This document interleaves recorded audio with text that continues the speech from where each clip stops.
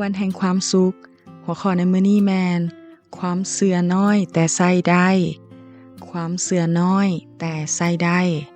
ในมาทายบทที่14ข้อ27ทรงกล่าวว่าแต่พระเยซูเจ้ากล่าวโดยทันทีจงดีใจเถิดแม่นเฮาเองอย่าสุย่าน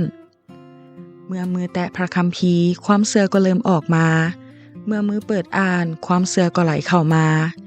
ยิ่งตึกต้องพระคำความเชื่อก็ยิ่งแน่นเลิกลงไปในที่สุดทั้งชีวิตกับความเชื่อก็แยกกันบ่ออกเพราะผู้เชื่อดำเนินชีวิตด้วยความเชื่อเมื่อติดตามพระเจ้าเฮามีความเชื่อแบบใด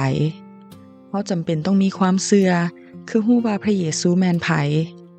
เมื่อสาวกเห็นพระองค์ย่างเทิงหน้าน้ำพวกเขาพากันแตกตื่นคิดว่าเป็นผีและห้องด้วยความย้านบรรดาสาวกย้านผีแต่พระเยซูยืนยันว่าจงดีใจเถิดแม่นเฮาเองอย่าสุย่านพระเยซูเป็นผู้ใดในชีวิตของทานจำเป็นที่เฮาต้องฮู้จักพระเยซูเป็นการส่วนตัวเพื่อจะมีชีวิตนิรันดรได้เฮาจำเป็นต้องมีความเชื่อตามพระคำของพระเยซูในมัทธิวบทที่14ข้อ28ทรงกล่าวว่าเปโตรก็เว้าขึ้นว่าพระองค์เจ้าเอ้ยถ้าแม่นทานแท้โปรดสั่งให้ข้าน้อยย่างเทิงหน้าน้ำไปหาทานได้ทอน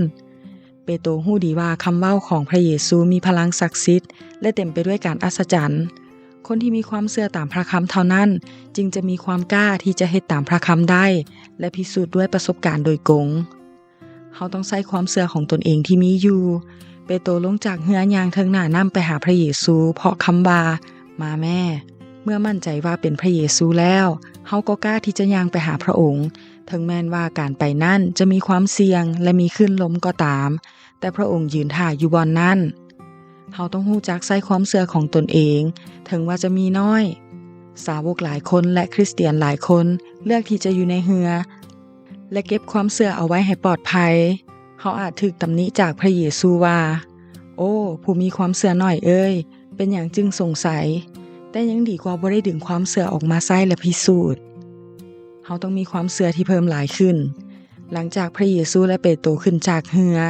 แล้วพวกสาวกที่อยู่ในเรือนั้นก็ก้มลงกราบพระเยซูเจ้าแล้วว่าพระองค์เป็นพระบุตรของพระเจ้าแท้จริงเมื่อความเชื่อถูกนำไปใช้ในชีวิตโดยเฉพาะในสถานการณ์ที่อันตรายเมื่อเหตุการณ์ผ่านไปจะเห็นความยิ่งใหญ่ของพระเจ้าฉะนั้นจงกล้าใช้ความเชื่อเพื่อจะได้พบว่าความจริงแล้ว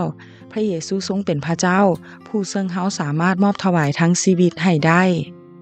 ขอคิดอย่าเก็บความเชื่อเอาไว้ถึงแม้นว่ามีความเชื่อน้อยแต่จงดึงออกมาและกล้าใช้ออกไปแล้วจะเห็นการอัศจรรย์ขอพระเจ้า